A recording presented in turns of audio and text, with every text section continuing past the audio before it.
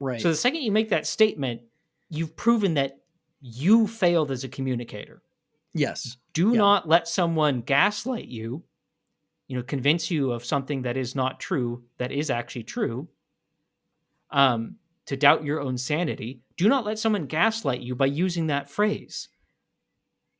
Call them out on it and say, okay, what was your thesis? What was your Right. main point? And how am I misrepresenting that main point?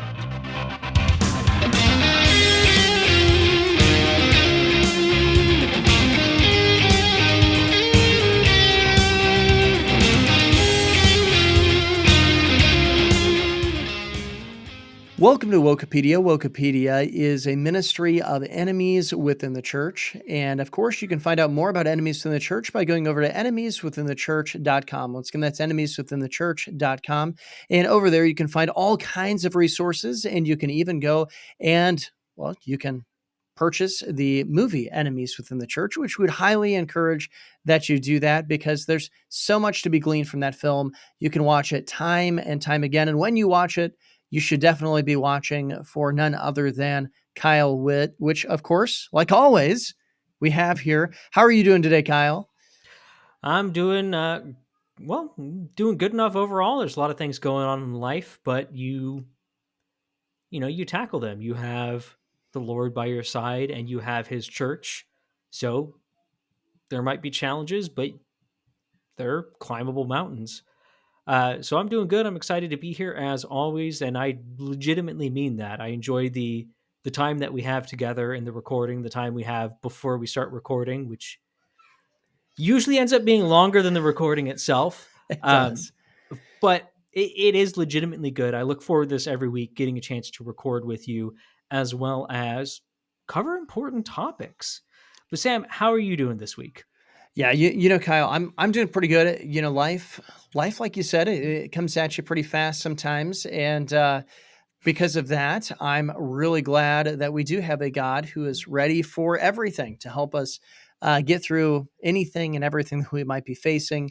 He's a present help in a time of trouble. Don't necessarily have anything, super crazy that we're going through at the moment, but it's just one of those busy seasons in life. I was just Mm-hmm. talking to that before I jumped on here with the recording with you. As I was talking with Sarah, and we're like, man, looking at our calendar, we're like, man, there's a lot more written on there than there is free days. So Oh that yeah. makes it busy, but it's always good to be serving the Lord. So that's good and that's exciting.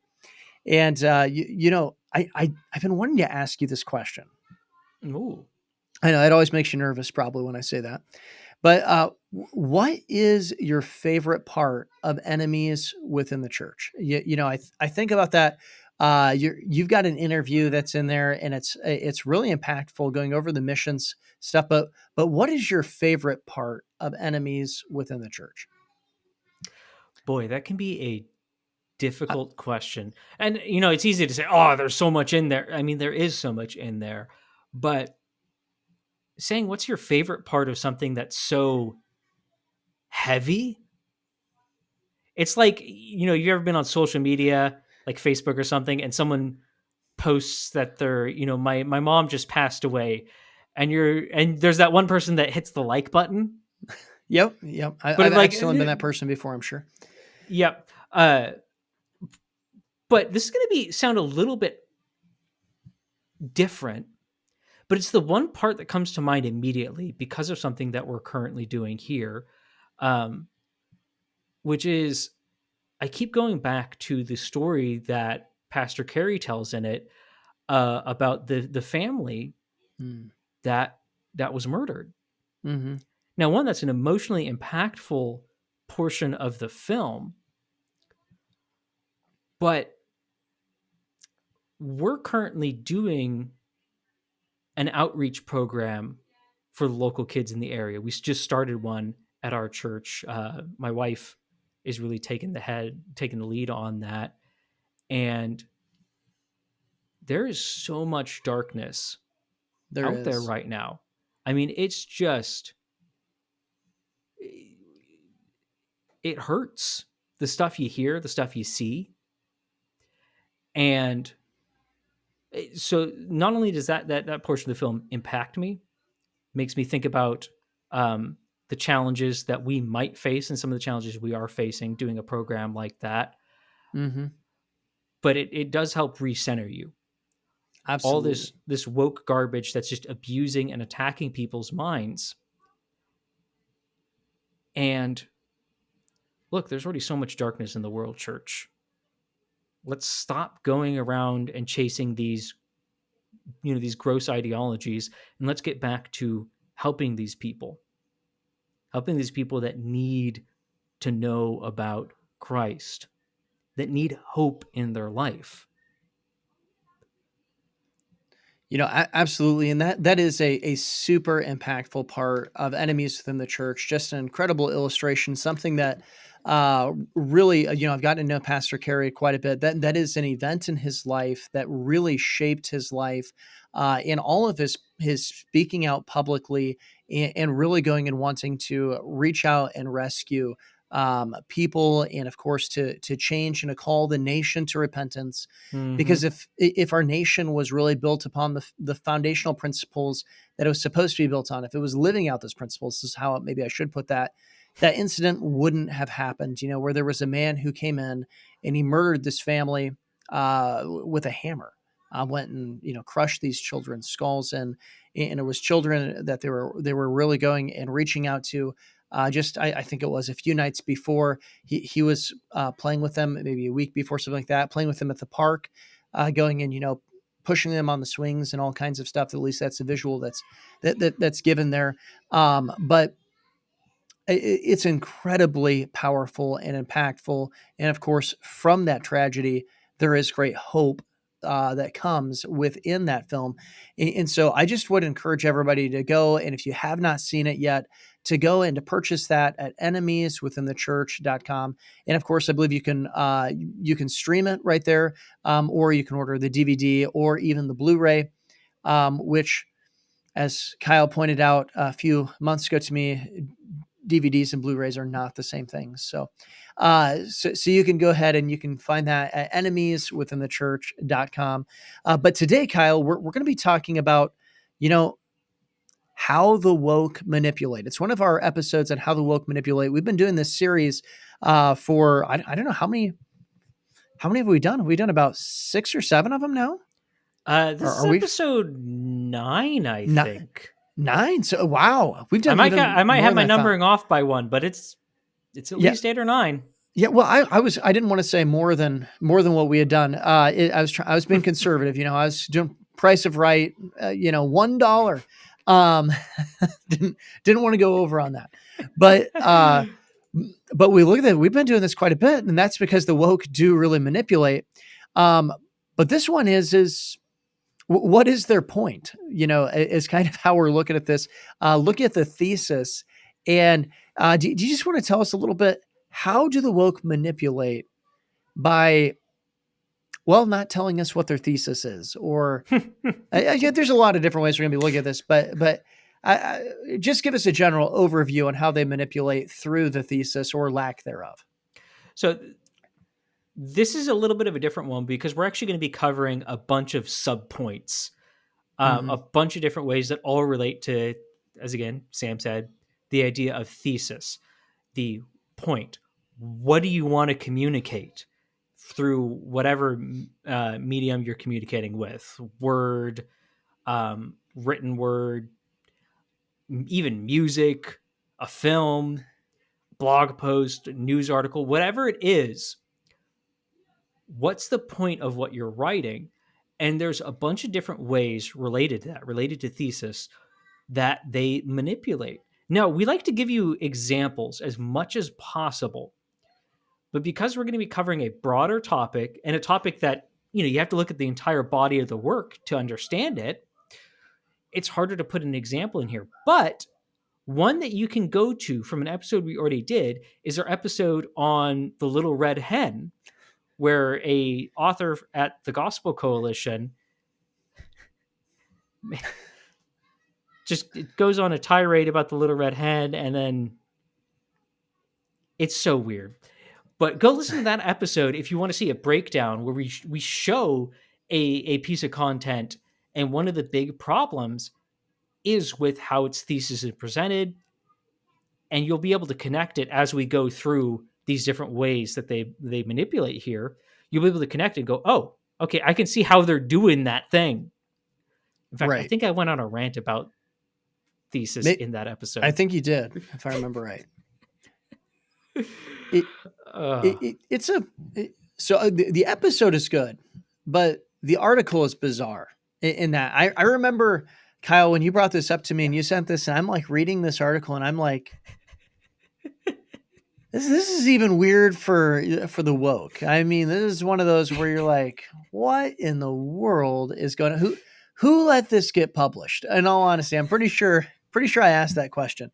Uh, yeah, but you'll be able to see it makes sense once you understand these different forms of manipulation. right. It's It, bizarre if you're looking for a consistent body of work. right. Right. And you know that first form of manipulation, and I think this is an interesting one because it's the no thesis position, the no thesis position, or there is no point. There's no clear stated thesis. Um, now with this, I think this might be one of the ones that's used more often with the woke. Do you think that's kind of a true statement there? Well, yeah, no, I definitely agree with that because it's really comes down to, and this is something that you should watch yourself because the really popular style of writing online and places like Twitter have, I mean, that's basically they're a platform for miscommunication because they Right. don't allow you to actually clearly state something, especially old school where it was even shorter. So it Hmm. got people into this blogging type of mindset, which is a rambling of thoughts rather than a clear, cohesive body of work. Right. But it's leaked into more than that. It's not just blogs that do that. It's become a style of communication online. And so yeah, I think when you're talking about online works, this is incredibly common, particularly among the woke, but just in general. When you read Right. the first paragraph of a body of work, you should immediately ask yourself, stop right there and go, okay, what is the point? And they gave me their introduction. What's the point? What are they going to try and defend? And if there's nothing there, you're going to be open to manipulation because you're going to have to inject your own meaning into it. Right. When you're talking about this, I'm reminded of Leonard Ravenhill, and definitely not his writing style because his writing style definitely had thesis. Um, but he had this saying, and to kind of paraphrase it because he'd say in multiple different ways, but it was that the modern preacher is skilled at speaking for a long time and saying nothing, and that's ultimately the concept here of this Mm, this no thesis is that there might be a lot of words there might even be a lot of intellectually sounding words and intellectually sounding phrases, and so therefore they try to say, look, it is academic, it's not a blog style, but if you're kind of going at the end saying, I think what they're meaning is this, and you're having to inject this kind of an interpretation on what they're saying, you know that ultimately they don't have a strong thesis, and it's doubtful that they have a thesis whatsoever. yep. And it becomes a skill in really, it is a manipulation. The Yep. skill of speaking for a long time and saying nothing, especially if you can do it in such a way that you sound smart, because then what ends up happening is that eventually you can get people to follow you because they trust that you've sounded smart when you Yep. never made an actual argument. They've been convinced really by manipulation and Hmm. emotion as opposed to actual intellectual convincing. Yeah. And this form right here of just having no clearly stated thesis. Now, obviously, they have a point for what they're saying. They're Hmm. just not telling you what that point is. You can go back and listen to some of our other episodes, like specific vagueness, benefit of the doubt, um, and sympathy. Yep. Uh, You can go listen to those 3 episodes in particular, and you'll realize, oh my goodness, when they do this, when they don't clearly state their thesis, it opens up those 3 in particular just massively, opens the floodgates there, because you don't have a reference point. Right. An example of this, or a person who does this quite a bit, is John Piper. I would say John Piper is really, really known for doing this. I remember one time doing a study on John Piper's Calvinism series. He had this sermon series, I think it was 5 or 6 on Calvinism, probably 5 because of 5 points Calvinism. That would make sense. Maybe there's an intro in there too. But I remember going through this and they're going through it with a study of somebody who was an obvious Arminian. And at the end of it, they were going like, well, maybe I'm a Calvinist. And it's because John Piper would basically go and not actually make a thesis on what these points of Calvinism were. And I'm not trying to get into Calvinism, Arminianism. That's not our goal here. But my point is that there was a vagueness that was there. There was a lack of a thesis in making these statements.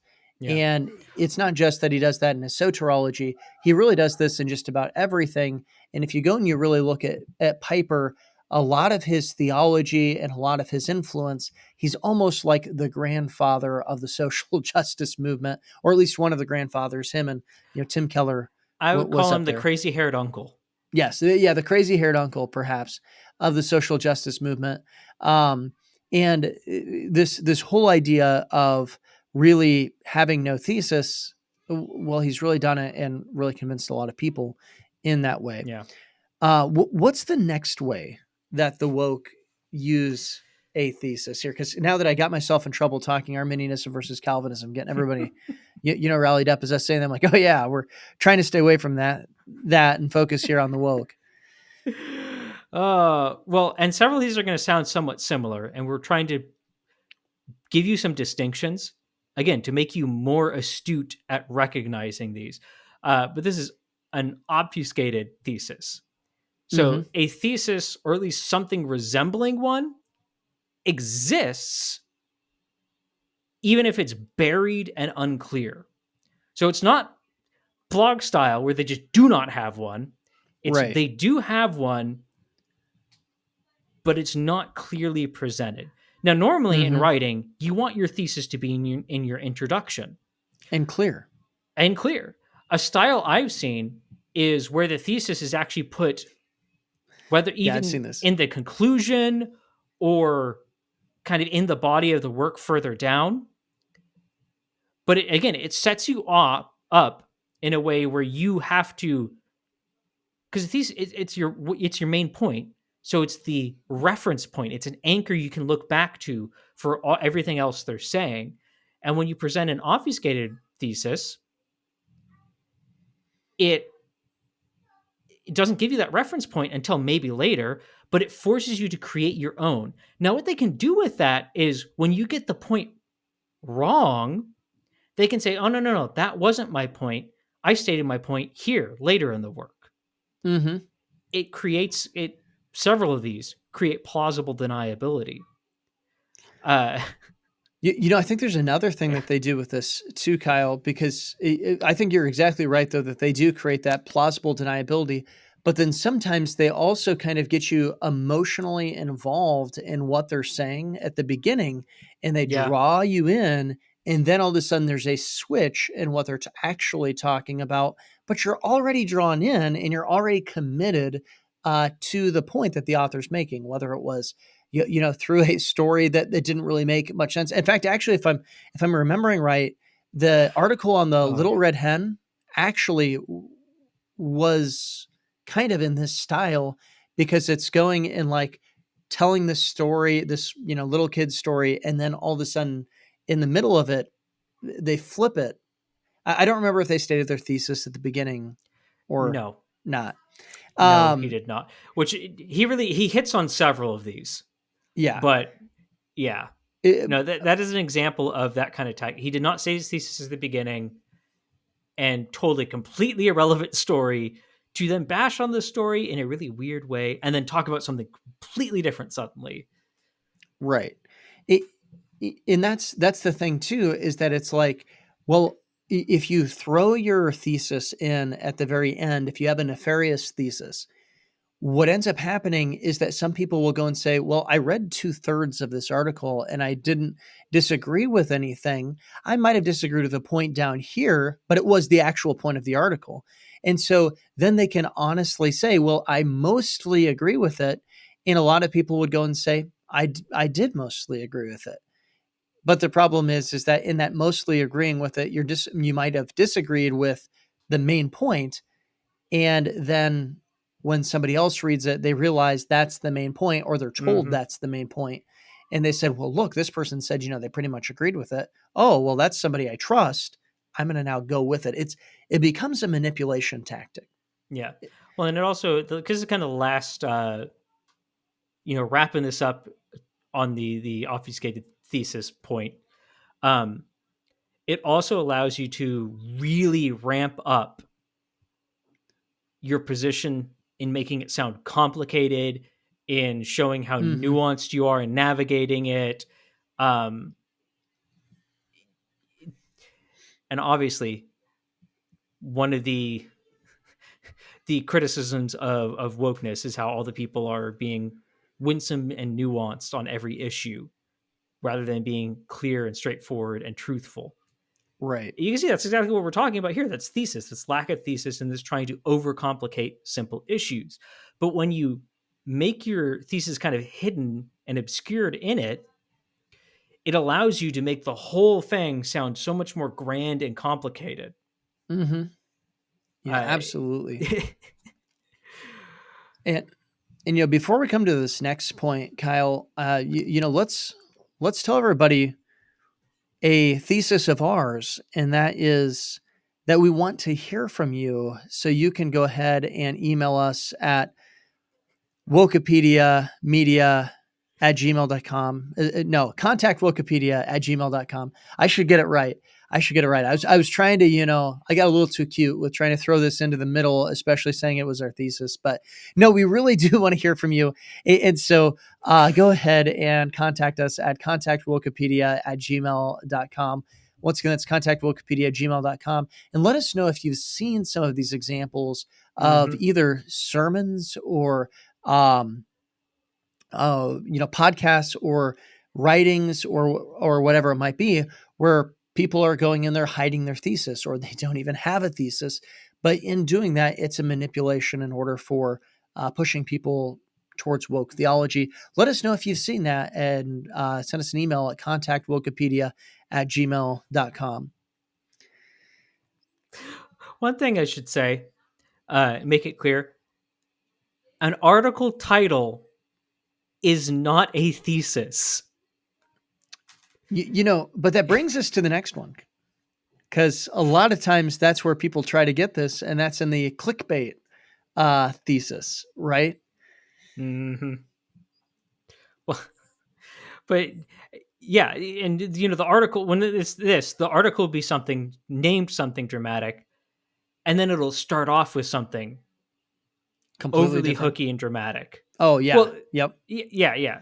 Uh, but again, this is really about creating plausible deniability. Mm-hmm.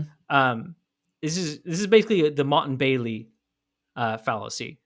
I know that's been a little bit more popularized recently, but if you don't know what that is, it's where you put forward a less defensible position, a more extreme position, and then when called out on it, you back up into the safety of a less extreme, more palatable position. Say, no, no, Mm-hmm. my point wasn't this extreme thing. My point's actually this common thing that we all agree upon. So clickbait thesis is leading with that dramatic thing and then falling back on, no, my point's actually this, despite my Right. introduction and my thesis clearly stating something different. So it allows you to just be like, oh, well, see, I was just being overly dramatic with my hook. Yeah. And the problem is that it's really trying to be deceptive is the goal there. And the issue that you really run into is that a lot of these people, they actually believe the more radical position. Mm-hmm. And that's actually a true Mott and Bailey, is when you actually believe that radical position, but then Yep. you're going and saying, I'm not going to fight there because I know that they're not going to accept that. I know it's not a popular view. So I'm going to come back to the more palatable one for my defense. And that's often what happens. So an example of this was when Kevin DeYoung wrote about family idolatry. I don't know if you remember this. I don't want to remember Yeah. that. So he came out and he writes about family idolatry, and I think that it had recently been used. I don't remember who was using it, but it had I recently know been Russell Moore did a thing on it, but I think like it was one of those situations where it's like they all shared notes, right. and there was a whole bunch of people that wrote on it at the same time. Yeah, and it was one of these concepts where it's like the biblical family, the nuclear family, husband, wife, children. That's they're going and saying some of you have family idolatry, and you really have put the family up too high on a pedestal, and everything like that. But then when Kevin DeYoung gets called out for it, saying that because he used that phrase, but he didn't go and define it, so he was using a different one of these issues with the thesis. There, he didn't have a thesis really at the beginning, or he was trying to hide it. But then he comes back and he defends it, and he goes, "No, no, no, no, no. That's not what I mean. I mean, like if you put your family above God, that's what I actually mean." Is family idolatry. Literally, if you're going and you're investing more into your family than you are God, because Jesus goes and says if a man doesn't hate his father, mother, sister, brother, his own wife, and his life also, if he doesn't hate all those things, then he's not worthy to be my disciple. That's what I'm talking about with family idolatry. But that wasn't what he was talking about. It was a Mott and Bailey that was going on here, because the obvious context about what everybody was using about all of his circle was, well, it was the nuclear family. That was the idolatry, trying to go and to do a Hegelian dialectic of, thesis, the normal, the antithesis, hitting it, and going and trying to create a new synthesis of something new here of, hey, we can still have our families, but let's not make that important because we don't want to fight those battles. But that wasn't what was really going on here. Is Kevin DeYoung was Mott and Baileying it. Yeah. And one of the quickest ways to recognize this, at least this phrase when it comes up, I'd say is most often attached to, and this is similar ish to what Kevin DeYoung said, but it's the you must not have read what I actually wrote. Right. So if you bring up their actual thesis, Mm-hmm. they'll go, oh, the extreme one, they'll go, oh, you must not have actually read what I wrote, because here in the body of the work that is judged by the central point, they're trying to detach the two. Mm-hmm. I said something completely different. It's like, no, no, you didn't. Like, you still said the extreme thing. And by function, you built off of it. So, yes, I did read you, and I'm calling you out on that thing that was obviously wrong. Mm-hmm. But again, they're using uh, plausible deniability. And this one in particular gets me because this is common all over the place online. It doesn't matter if you're Yeah. woke or not. I see you must not have actually read what I wrote all the time. If your thesis is not clear enough that people know they can't know your main point, then you're either a liar and you're trying to do, a clickbait thesis type thing, or you have an obscure thesis or no thesis. So Right. the second you make that statement, you've proven that you failed as a communicator. Yes. Do Yeah. not let someone gaslight you, convince you of something that is not true, that is actually true, to doubt your own sanity. Do not let someone gaslight you by using that phrase. Call them out on it and say, okay, what was your thesis? What was your Right. main point? And how am I misrepresenting that main point? Pull the conversation back. Yeah. And, on that point too, because I think this is important to understand and going and looking for this. One of the main things is that you need to slow down just a little bit and not get caught up in the moment, because I realize looking back at a lot of my interactions, I've gotten caught up with people who are doing a Mott and Bailey, and you're going, and I'm going, no, what you said was clear. In fact, I heard a lot of times when I just go back and I quote what people say, Yeah. like, this is what you said right here. But if you stop and you really think about, wait a minute, why are they saying that I'm not understanding them when they made a very obvious statement? Did I misread it?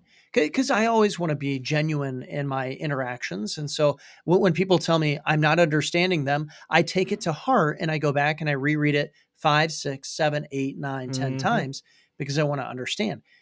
But there's another thing that sometimes people do, and it's kind of like a reverse, when they'll come at you and they'll say something that is completely not your thesis, because they're trying to go into straw man your point. Yep. One of the things that I would say is that to make sure that you're not getting to a Mont Bailey is restate your thesis back to them.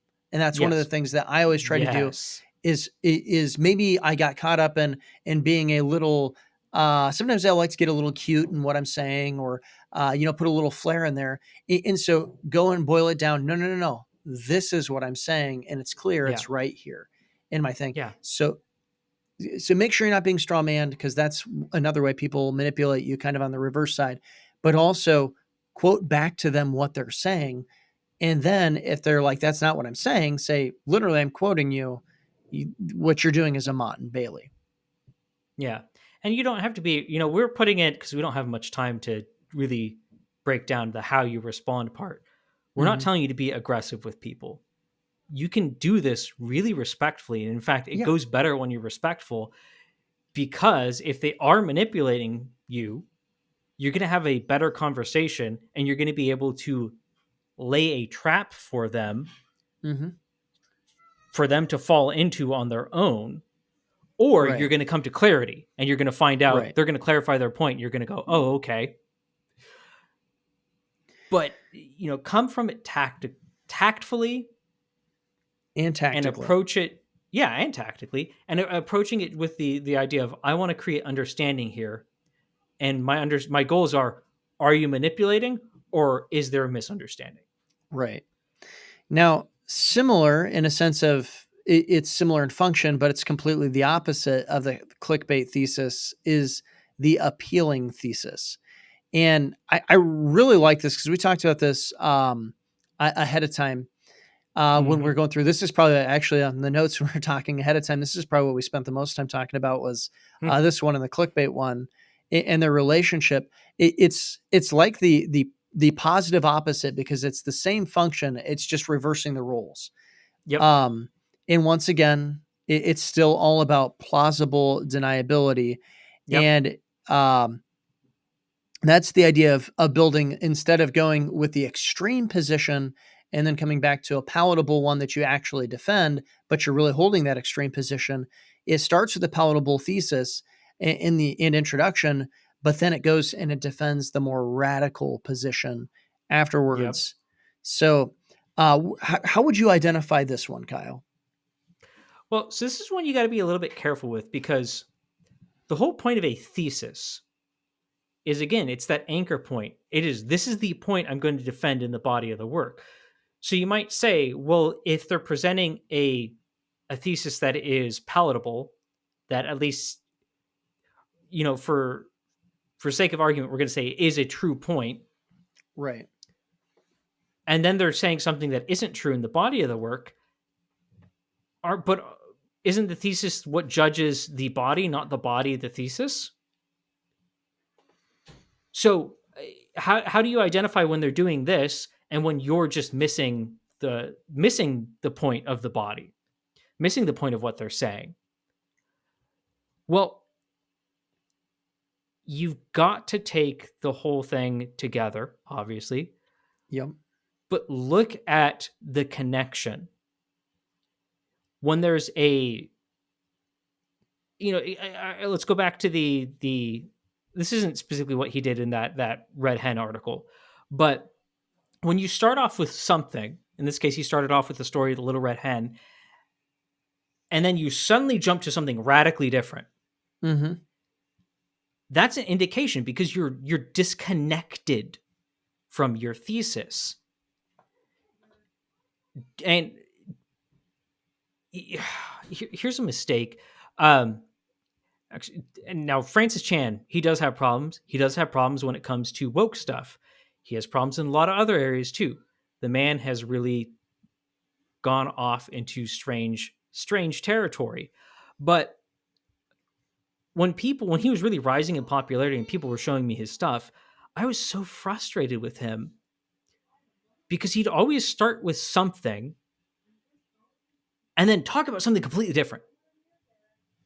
And Mm-hmm. I'm just like, but people would give him the benefit of the doubt because they'd go, well, it's still the same general subject, Yeah. So but that's, well, so it's So I've got an example of one that's a okay. little bit that's specific, and it's not as radical as the completely changing the subject side of it, but I think it fits this fallacy. And that was Tim Keller wrote an article. I think it was published in I want to say the New York Times. It might have been USA Today. Mm, Um, but it was on, does a Christian fit into a two-party political system? And he goes and he says basically his thesis is that a Christian doesn't fit into a two-party political system. That's his thesis, at least the starting there. And so I've written a rebuttal to this. It's on the website at enemieswithinthechurch.com. But I go and I say I actually agree with what he's saying at the very beginning. But then he goes and he takes it and he makes the argument that a Christian can can fit within Christianity, within Orthodoxy, socialism as an economic system, and so therefore you might not fit because you might be a pro-life socialist. I mean, I'm paraphrasing quite a bit. You can go and read the rebuttal that I have, and going and doing this. But he's going and he's presenting that kind of a position here. I agree that a Christian doesn't fit within a two-party political system because that means that you're always going to be loyal to one party. And I'm on record several times saying I don't think that it's always right to vote Republican, but I mm-hmm. never believe that it's right to vote Democrat right now. But that means that sometimes you have to go third party, or you have to be going to that write-in line when it comes to voting. And so what we see here, though, is that he puts a true, good, okay thesis of Mm-hmm. you might not fit in the system. But then when you come to find out his position really is, see, sometimes you need to go and to accept sin. Sometimes it's okay to go and to accept this economic sin or whatever it might be, and going and supporting this kind of a party. And that's wrong. But Yeah, is that kind of fitting well, this appealing thesis? yeah, because it's that idea of starting with a truism that we can all agree upon, and then jumping to a related subject, because that's really what Keller is doing there, although he's doing it in a very subtle way, which, give him credit for the fact that he's doing it in a very subtle way. um Not any positive credit, I'm just saying Yeah, he's an just intelligent man.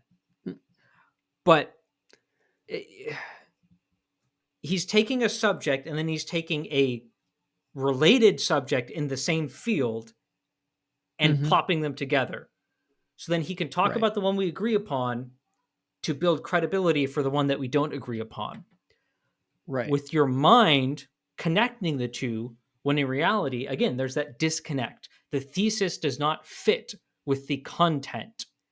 Mhm, And again, Keller does a really good job, specifically in that one, of making it feel like they connect. right. When his purpose is something, again, purpose, thesis, is actually something completely different in the body. But let's not hash out the entire article. Yeah. So that brings us to our last thesis here, of how the woke manipulate, and that is, well, I don't know. It's just really irrelevant. Do we even need to get to that point? I had to make that joke. I had to go there. Uh, The yep, irrelevant yep. thesis, and what is the irrelevant thesis?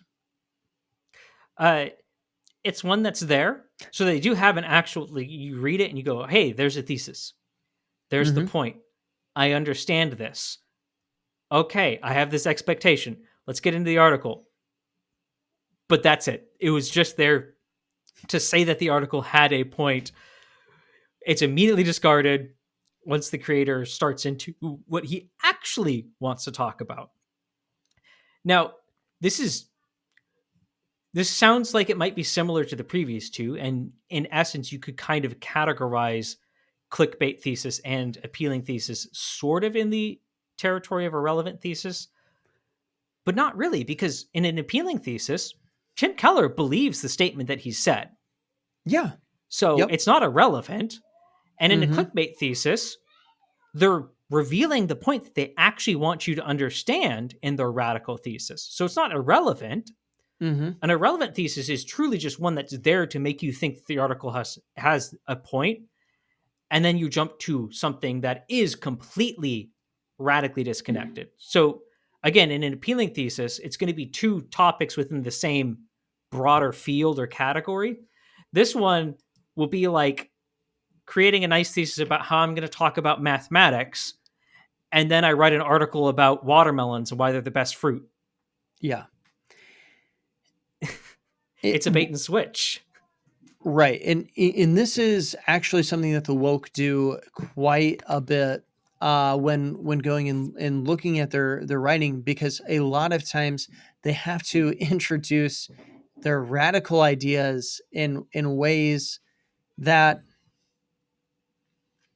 you almost have to be tricked into reading them, because you really wouldn't read an article on what they really want to go and to talk about. In I would say that these ones are almost always written in the blog style, um, Mm-hmm. format, and as you're reading them, it's like they're kind of telling a story. They're starting off with this, and this is kind of what they're talking about, and then all of a sudden you notice, you're like, well, we're not talking about that anymore. We're talking about something completely different. But it's like they justify it by going and saying, like, I just had to go on a rant about that. So if you're Oh listening gosh. to it, they'll go and they'll say, I just had to rant about that. I just had to get that off my chest. I just had to go and to say that, while the whole talk or the interview, the subject that they're looking at is supposed to be on something specific, but then Yep. they go and they talk about something completely different. And it's the bait and switch, because it's the idea of, you're there to listen to one thing, and now you find yourself all of a sudden getting a bunch of propaganda, that's emotionally charged about whatever they wanted to talk about, really. Yeah. And where again, some of these others might have that false expectation set up, but this is where that's all this is 100% false expectation only. There's nothing else going on. Well, when it comes to expectation, there's nothing Right. else going on. Um, the thesis is strictly there just to have an expectation that the article has some sort of point and then jump to something radically different. It, But it gives you that freedom. Again, the clickbait and appealing thesis, they're much more walled in. Whereas an irrelevant thesis, you can talk about whatever you want. right. And I think this is why this one is so dangerous, especially when it is in the spoken form, because um, you can get a lot more emotion communicated that way. Mm-hmm. Is, you can go and say what you want to say, get the radical idea across, without any accountability to defend what you're trying to say. Because a lot of times, like I said, it comes in kind of a ranty type way, and they might actually come back to that original thesis, or they might just end their broadcast and be like, Well, today we were, we kind of came in to talk about this, but this other thing was on my mind. And I guess that's what we talked about mostly today. And but the whole thing is though is that when you're listening to this is that now they don't have to defend it and you're left with just what they said. Yeah. And you either accept it or you don't accept it. But a lot of people, especially if they're drawn in by the original irrelevant topic, they weren't prepared to think through what the Yeah. rant was. Yeah, and that really comes down to what this whole thing is all about. These are all about subverting your defenses. How do Mhm. we create a situation where your expectations and thus your defenses are bypassed? And there's Right. multiple ways to do this, but manipulation, all these different forms of manipulating with the thesis, they accomplish that. Now they're going to Mhm. accomplish that in different ways for different people, for different styles. Right. Again, Tim Keller is or was, I should say, a very tactful, very smart man. So he's going to use a certain style. Someone that does not have that same level of tact, that same level of eloquence, is going to have to go for one of the more basic ones, like just no thesis or a completely irrelevant thesis. Right. Um, Anyone can be clickbaity, so that one's easier to do. But again, you're going to see these performed in different ways. And it's important to know the different varieties, the different flavors of how this can be done, because that will help you understand how to recognize them and understand that there's not just one thing to look for. Right. And I think that the best defense against this kind of manipulation is kind of funny because it's what we've named this episode in a lot of ways, or at least the notes. It's what's your point anyway? After you get done reading something, after you get done listening to something, it's not a bad idea to just write that down. What's your point anyway? And then answer that question from what you've just read, Mm-hmm. from what And you've just watched. yep, and don't just write what you think it is. You go to the content and you pull out from the content Quotes. quotes and quotes that hopefully they have a clearly stated thesis and you can just write that down. Mm-hmm. But if they don't, go into it and pull out the quotes that define the purpose of it, the point. Right. Another powerful question, and this is something that we might talk about in its own episode, is define your terms. Yeah. Define your terms.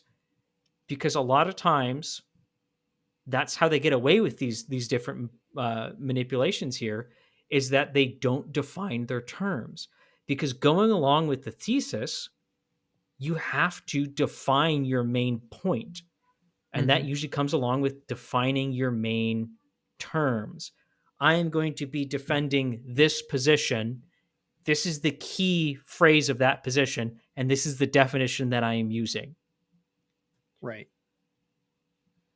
And the reason why we do these episodes, because I think this is important to understand, we're not just wanting to go and to show you what the woke are doing, but we want you to be equipped so that you can recognize what they're doing, so that you can then make sure it doesn't happen to you, and so Mm-hmm. that you can pull others out of this manipulation, because you're going to Yep. have a lot of people that who are being manipulated by these simple tactics, getting caught up in the rhetoric, getting caught up in the emotion, getting caught up in the rant, but not stopping and really asking, wait, why didn't they actually continue with their point? Why did they have an irrelevant thesis? Why didn't they have a thesis at all? Wait a minute. Was that just a Mott and Bailey? All these kinds of things that are going on here. We want you to be able to defend against it. So if you've seen these kinds of things, once again, let us know. Give us an email at contactwokepedia@gmail.com. Once again, that's contactwokepedia@gmail.com. And of course, check out all of our stuff, whether that's on YouTube, I didn't say the YouTube, so that's good here. That's good. Glad I didn't say the On the YouTube. YouTubes. On YouTube, iTunes. I really don't know where all our podcast is, but it's pretty much anywhere you get your podcast. Look us up Yep. on at Wokepedia. And if there's a place to give us a review, give us a review. Anything else we need to say now that I've completely butchered the end of it? Well, I just encourage people to, if this is valuable, if this series has been helping you, please share it with others. Mm-hmm. Not for the sake of getting more eyes on us, but for the sake of it being useful. We are making this for the purpose of helping people. That is our hope. That is our prayer. That is not building us up, but that it is building up Christ's church. So if it's accomplished that, consider sharing it with someone that could use the advice that we're giving here, the information that we're covering. The other thing I want to say is we also just gave you a little bonus thing this week. We gave you some points to consider to help you become a better communicator. That's Because if true. you're watching for these things in your own communication, it'll help you be clearer. That's That's one of right. the important things about knowing these different forms of manipulation. It helps you avoid them in your own life. It helps you see through them in others. It helps you rescue people from being manipulated, and it helps you to not employ them yourself. But I think until next time, again, contact us at contactwokepedia@gmail.com. You can email us at wokepediamedia@gmail.com, but that's more of a business email. But if you want to get in touch with us for some sort of ministry thing, or if you got some sort of Christian company and you'd like to work with us, we're open to that as well. So you can email us at Wokepedia Media. But Sam, what should people do until next week? I think they should keep standing for the truth. And remember, don't go woke.